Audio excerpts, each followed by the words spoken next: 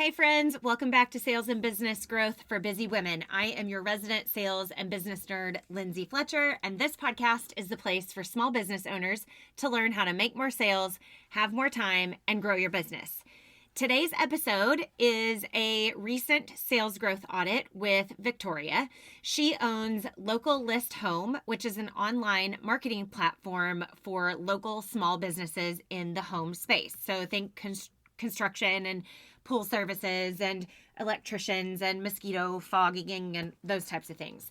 In this sales growth audit, we review her 6-month goals for her new online business and discuss a plan forward for her to grow her business in the online space. Now, these sales growth audits are free to you. They are a 30-minute call where we will discuss one of your business pain points, whether that's sales skills, business strategy to grow, or time management as a small business owner, and we will develop a quick path forward. I will ask you some questions and make some suggestions for you and your business and help develop a path forward for you. So if you'd like to snag one of these sales growth audits, you can go to my website, lindsayfletcher.co/free-resources, and then you're going to click on the sales growth audit button at the top of the page. So without further ado, here is this sales growth audit about sales and marketing strategy for an online business. Today, I have a special guest on with me today. Her name is Victoria, and we are doing a sales growth audit where we are going to talk through some business goals, and I'm going to help her work through a strategy and maybe even some skills. So welcome, Victoria. Thanks for having me. You're welcome. Why don't you introduce yourself and your business? Again, you don't have to give any identifying information if you don't want to, other than your first name. But tell us a little bit about you, what you do in your business, and then we'll get going. Okay. I am Victoria, and I own the Local List Home with my husband, Grant. And this idea came from just kind of a dream that we've had when we moved to Texas. We are not officially, Texas born, but we're both from Colorado. When we moved here, we really struggled to find and support small businesses when we moved into a home. We couldn't find a pool person. We couldn't find a home inspector without just your basic Facebook request. And you never know how those requests are or how legit they are. So we struggled quite a bit, and we wanted to build this business, have a place, a website that would allow vendors that are local small businesses be in one spot where it's affordable, where they can connect directly with their customers. They can bring in their Google reviews. They can have fun features, advertise on our website. But highlight them, most importantly, when they don't typically get in front of their community for whatever reason. They can't afford it. They don't have the marketing strategy. They don't have advertisements. They don't have a storefront. We wanted to be that platform for them. And other platforms that are a competition for us are so incredibly expensive for them to get leads. They don't always go anywhere. And so we decided that the Local List Home was going to be a place for them that they can be supported and where they can really connect with local consumers in Texas. Okay. As opposed to nationwide. Yeah. Awesome. So for this sales growth audit, 6 months from now, kind of tell us where you are, and 6 months from now, if you could wave your magic wand, what would your business look like? What goals do you have for the next 6 months, and how can I help you? I'd love to have this magic wand of yours. Oh, I know, girl. I know. We are at the very beginning stages of this business. Okay. We just launched it at the end of August. We worked tirelessly with our web developer for 6 months, getting this website together exactly how we wanted it. And now we're ready to take off. So right now in our beginning stages, we are looking to get vendors on our platform. Okay. And we need a lot of vendors in a lot of different home service categories to make this website something that's beneficial for everybody, for them, for consumers. So right now at beginning stages, we really need vendors. 6 months from now, after I wave that magic wand, I would love to have over 1,000 vendors on Okay. our platform. That's our Okay. 6-month goal anyway. And I would love to be able to start marketing this to real consumers in our area. I want these small businesses to shine. Really, that's our main goal. Yeah. So, and that does yield a profit for our website. However, the goal is to really have real referrals here. Certified businesses with licenses that get to display that they're licensed, even if it's not required. Yeah. Pool services require that. I know that some dog walking businesses are not required to be licensed, but they do, and they come to your home, and that's also a home service. People don't realize certain things like Right. that. Right. So we want to highlight these people in 6 months and really be able to get out there, advertise for them a little bit, and start becoming a name that's more easily recognized. Okay. Okay. Perfect. So right now, what is your current marketing and sales strategy? How are you marketing? What are you doing? Okay, so we are utilizing all of the social media platforms at this moment. Okay. We have hired a virtual assistant to start implementing some of that when we're unable. We both are full-time employees doing other things. So this business is really a passion project for us that we would love to grow. So we are hiring virtual assistants. We'd like to hire some sales staff Okay. that can go market to different vendors to get them on the platform. And that's really where we're at. So at the very beginning stages, we're trying to learn what works and what doesn't work. Okay. Okay. So are you involved in any networking groups, any professional groups, any type of group of humans that can help you get this, kind of get the word out, that can help you talk about it and that can help you market it and sell it to other people? Yes, I am in a Okay. networking group. Okay. And Perfect. coming up on renewal, I am going to focus on this business as Okay. my primary, as opposed to the job that I currently do. Okay. I think it's just more beneficial to get to launch, to be able to focus solely on this. Yeah, So absolutely. I'm changing my seat in my group to Okay. this, and I'm going to go full force. I need to go network with all of the different connections. We have different houses in our group. They're called houses. Okay. So tons of different women all over the place in the local areas. And I'm going to go almost do a house tour to kind of let everybody know about our business. Love it. And also interested in signing up for some of the chambers of commerce Okay. in our local towns here. Good. I think Perfect. starting with 1 or 2 would probably be best. They do have monthly meetings. They still do have a full-time job, so Yeah. it would be beneficial. One step at a time. We can't go to all the meetings in 1 week, right? You just Eventually, that's the goal, right? right. You'll have to plan out that schedule, and eventually you'll have this off the ground and making money, and then you'll be able to do this full time. That's the goal, right?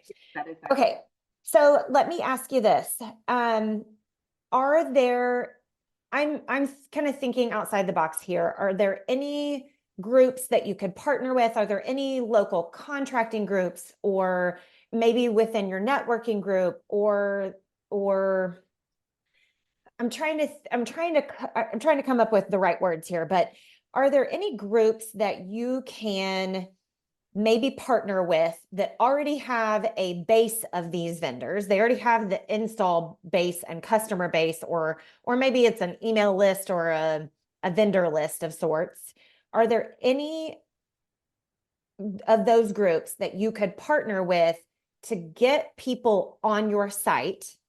Maybe, and I'm not a fan of, giving away the farm, but I think in the online space, on website development and getting people to use it, right? Mm-hmm. You've got to get people on it first, right? Right. And so I think that maybe going the route of either a discount or maybe a free trial period might be a great thing to offer for the vendors to sign up to see the benefit. But I think that we're also going to have to drive traffic to that. Correct. And you're going to have to kind of build both simultaneously, right? You're going to have to build the traffic to the website, but also the vendor list so the traffic comes, right? And vendors, businesses, small businesses are going to be looking for data. They're going to be looking for, at least your smart small business owners are going to be looking for data, right? They're going to be looking for how many people are on your website? How long are they on your website? What types of searches are they doing? What, how many clicks does it take to get to their page? Once they've, typed in, you mentioned pool service. When they go to your page, how many clicks does it take to get to my particular business on your website? How do I get mine featured on your website? Those types of things, right? So I think there's going to be some data that you're going to need to collect over maybe, 30 days, 60 days, 90 days, and then start advertising that data to the vendors, because smart vendors are going to want to know, why would I pay for this? What kind of traffic are you driving here? But Right. you have to build both. You're going to have to kind of build both at the same time, I think.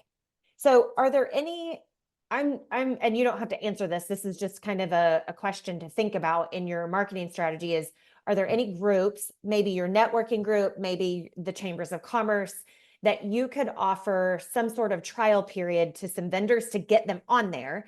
And then you then go out and market it in those Facebook groups and in the, in the online spaces that you're in. And then I think the other thing to think about is you are focused on home people, home contractors and vendors, but you're also focused, the majority of your people that you want to get in contact with are homeowners, right? Right. Is that correct? Okay. That's yes. So those are the consumers that we are targeting. So homeowners are the consumers, and then home contractors or vendors are the businesses that you're targeting. Yes. Okay. So I think you need to really take a look at your demographic. Homeowners are your millennials and your Gen Xers, right? Correct. Your Gen Zers are up to that 27-year-old, 28-year-old. I'm technically a millennial at 43, but I identify as a Gen Xer. I'm allowed to do that. Okay. I'm allowed to identify as a Gen Xer. Yeah. So I think we need to take a look at who is your target audience? Where do they live online? So for you, it's going to be millennials, Gen Xers, and then maybe some boomers, right? Like maybe some boomers. Those three groups in the online space live on Facebook. That is the majority of where their time is spent. So I think it would be wise for you to really target Facebook, and they also live on Pinterest, and they do some Instagram. So not in that order. It's actually Facebook, Instagram, and then Pinterest. There might be some opportunity there. You'll have to look at some, you'll have to look into some metrics on that piece of it. But I think that focusing on like Twitter or TikTok or some of the other platforms might not be where your people live. You know what I mean? Like focus your efforts where your people are. The other things that you're going to need to know about your demographic is what they value. So I actually recently talked about this at a breakout session at a women's conference that I spoke at here recently. And each generation kind of values different things.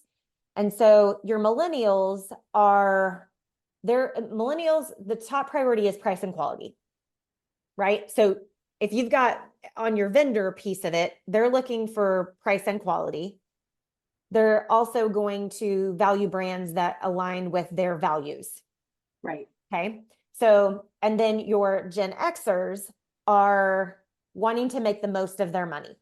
They've got kids in college. They've got kids in high school. they've got drivers, they've got insurance to, like they've got the the $1,000 a month bill on insurance to pay for, right? So they want to make the most of their money. They want to make sure that the service that they're getting is going, or a product that they're getting is going to provide value, practicality, and durability. Okay. So I think you need to maybe in your marketing messages work in some of those types of words or some of those types of messages. But I really think honing in on where your people live online will really help you.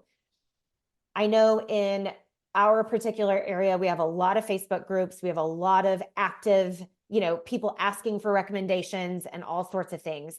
I would encourage you to not be afraid to do a grassroots type of marketing strategy.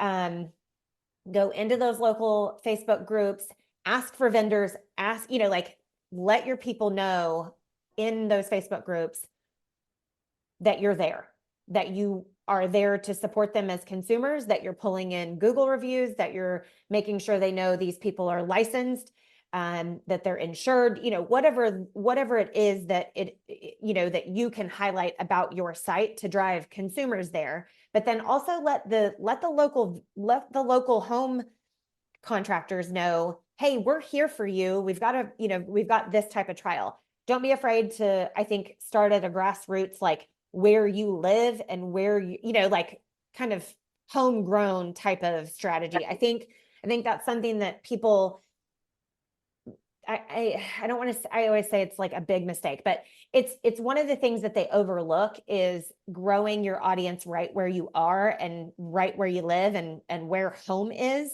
and then working outward rather than trying to work outward in, right? Does that make sense?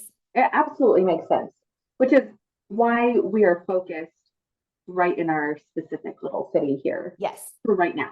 Yes. Perfect. Okay. All right. So you've hired a VA. Then my dog's walking in. So sorry for the extra noises in the room. You've hired a VA to start implementing some of your marketing, your marketing strategy. Talk about how they're going to be doing that for you. So we don't have a ton of time in our day. Yep. To create different ads for Facebook and to really become experts on Canva and all of the different platforms that you need in order to market on these social media platforms. I try, but I need somebody that does this all the time. Yeah.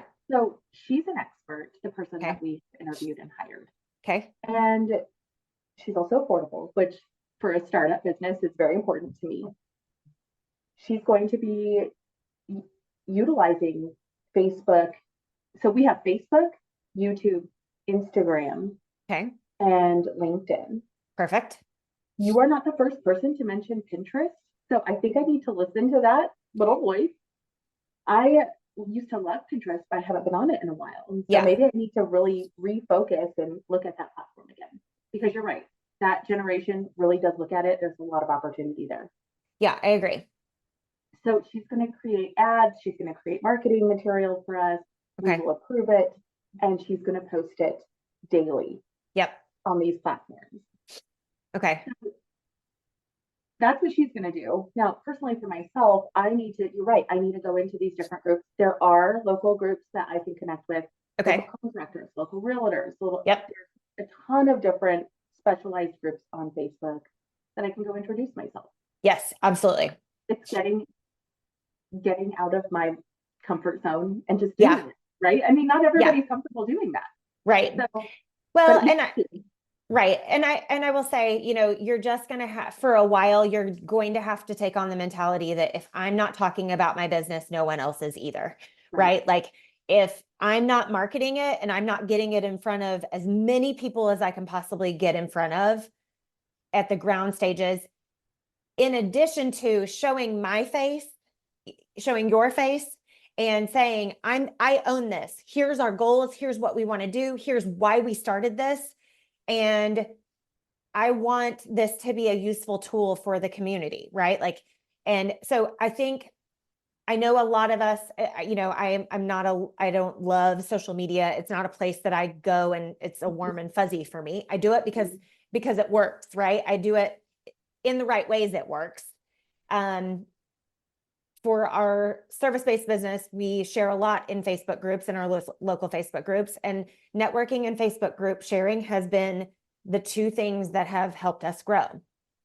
In my sales consulting business, it's a little bit different because I do have some online components. So I'm doing a podcast. I'm on Instagram for that, and I'm sharing it in some local, specific local groups, not every local group that I would share our service-based business in. So I think you'll have to pick and choose kind of what's appropriate for you. But I do think that, well, it's just a sales thing, right? People buy from people they like, know, and trust. And if we're not willing to put our faces out there and saying, hey, I own this business, this is my baby, I'm going to take care of you. And, here's why we're doing this. Here's the problems that I had when we moved here. Here's the problems I see every day in this group or in this online space or whatever, and explain. I wouldn't do like 7 paragraphs worth, in a post, but share from your local your Facebook page onto these groups and have your face and name attached. Is your dog now going? So randomly, of course, during this podcast, my mosquito guy's here. Of course. My window. And it's making my dog go crazy. Need to get your mosquito people on your local list today. I know. It's okay. It's okay. I mean, our extra noise that should go away soon. It's constant, it's a constant thing. I've constantly got something beeping or dinging on my computer. No worries. I thought that was the dog growling in the background. I couldn't hear exactly what it was. But does that make sense? Like, yeah. I think to get this off the ground, you're going to have to build trust with your local community, especially since you are focusing on your local home-based community, homeowners and home vendors, right? Renters, sure, yeah. Homeowners, renters. Mm-hmm. It would be good for anybody in those two categories. Yes. Homeowners, renters, people looking to go into those, right? Like those two people. So, okay. So I think you just have to be consistent. I know that's not like a wave a magic wand and I've got the like special formula for you, but I think you're just going to have to consistently get it in front of people. I would say consistently get in front of people, partner with some local groups to offer these businesses some incentives to put their information on your site and get connected that way, and then collect data and do it as fast as you can. Get as many people on as you can under that incentive program, whatever that you want to call that, and then collect data, and then you can use that to sell it later in the pipeline, right? So I love that. But then on the flip side of that, you're going to have to get consumers going so that you have the data for right. So you're going to have to kind of simultaneously build these two things at the same time. A big thank you to Victoria for being my first sales growth audit that was recorded and played on this podcast. And I plan to do many, many more. So if you'd like to grab one of these, I want you to go to lindsayfletcher.co/free-resources and then click on the Sales Growth Audit button, and it will ask you to put in your email, and then it will send you instructions on how to get that booked. Thank you for joining me for another episode of this podcast. I am super honored that you are here with me, and I hope that you are able to take something from my conversation with Victoria that you can apply to your business immediately. And with that, I'm going to send you on your way, wishing you more sales, more time, and lots of business growth. I'm praying for you and I'm praying for your business, and I'll talk to you next time.